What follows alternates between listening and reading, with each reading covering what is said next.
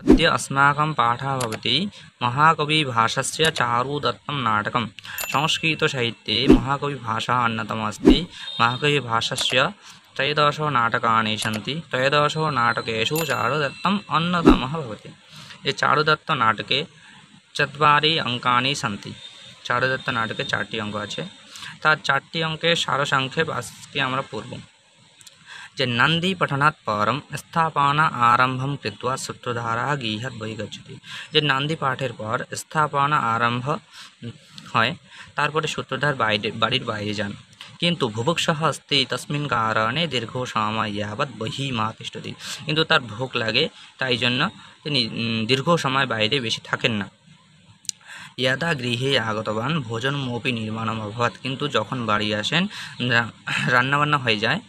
तदा नोटी पिच्छति अद्य तो अभिरूपपति नामक उपवास अस्ति। तखन नोटी पिच्छति नोटी जिज्ञास करे जे आज तो अभिरूपपति नामक उपवास आछे, जे चूर्णकोष्ठकेन व्रतस्य विधानं करिष्यति इति ज्ञात्वा धन्यवादमिति उक्त्वा अभिवादनं करोति।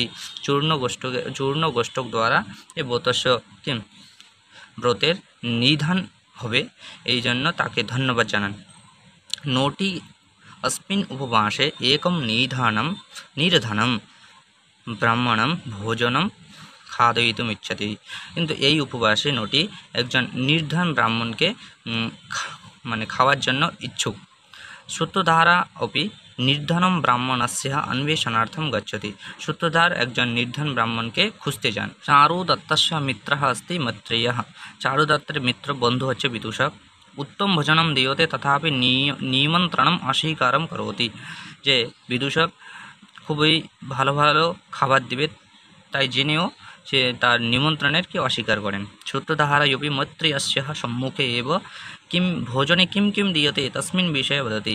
সূত্রধার তার মুখের সামনেই খাওয়ার জন্য কী কী দিবেন সেই সব বিষয়ে বলেছিলেন। অতঃ তস্মিन् স্থানাৎ প্রস্থাनं কरोति। তারপর সেই স্থান থেকে চলে যান। अस्मिन् क्षणे एव उपस्थापनायाः समाप्तिः भवति। एखान থেকেই उपस्थापना समाप्त হয়। अस्मिन् प्रथम अंकस्य प्रथम दृश्ये आदौ मैत्रेय रंगमंचे आगत्य सूत्रधारस्य विषये अर्थात सूत्रधारः उक्तवान् भोजने घृतं गुडः दक्षिणामपि दीयते तस्मिन् विषये चिन्तनं करोति। जे प्रथमे रंगमंचे मैत्रेय विदूषक एसे सूत्रधार की বলেছিলেন সেই বিষয়ে চিন্তা করেন।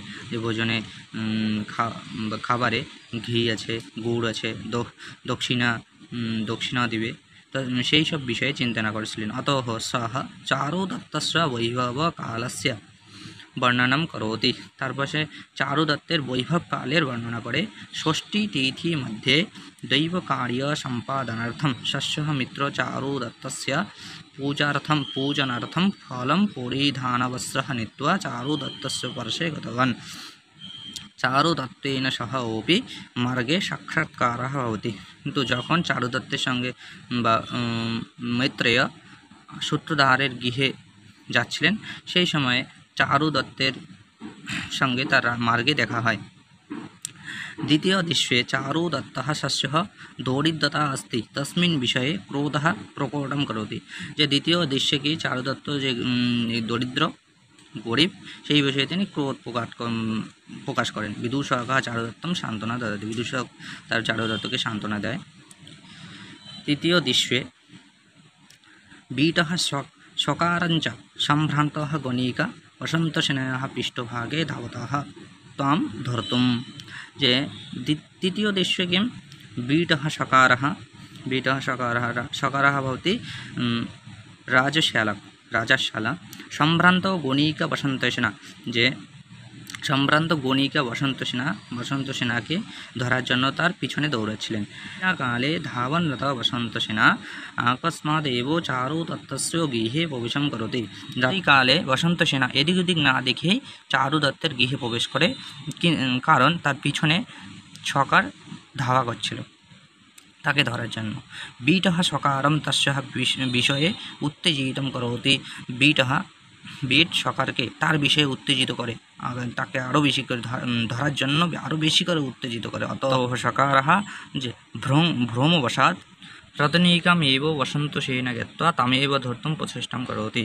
কিন্তু রাত্রিকালে সকার বসন্ত সেনাকে না পেয়ে রদনীকাকেই বসন্ত সেনা ভেবে তাকে ধরে ফেলেছিলেন।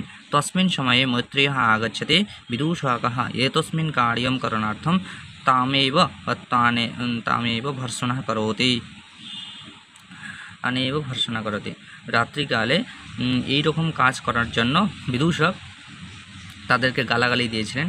অত হত্বে বদন্তি স্বহ প্রাতঃ কালে ভয়ম আগচ্ছামः পুনঃ ইতি উক্তः গচ্ছতি। সে বলেছিল কালকে সকালে আমরা আসব, বসন্ত সেনাকে বাইরে বের করে রাখব। চতুর্থ দৃশ্যে চারুদত্তः বসন্তসেনাं রদনীকা এব জ্ঞাত্বা তাম উত্তরীয়ম দদাতি। চতুর্থ দৃশ্যে চারুদত্ত বসন্ত সেনাকে রদনীকা ভেবে তাকে উত্তরীয় দিয়েছিলেন। তস্মিন সময়ে বিদূষকः তথা রদনীকা দ্বয়োঃ আগচ্ছতः। তারপরে বিদূষক আর রদনীকা দুইজন আসেন। বিদূষক চারুদত্তম সকারস্য সন্দেশম কথয়তি। সকার কি বলেছিলেন, চারুদত্তকে বললেন বসন্ত সেনা চারুদত্ত প্রত্যাভিজ্ঞতম পারয়তি। বসন্ত সেনা চারুদত্তকে চিনতে পেরেছিলেন। অনন্তরম সস্যঃ স্বর্ণভূষণম চারুদত্তস্য পার্শ্বে স্থিত্বা গৃহে গতবতী। তারপর সে বসন্ত সেনা চারুদত্তের কাছে তার সুবর্ণভাণ্ড রেখে বাড়ি গিয়েছিলেন।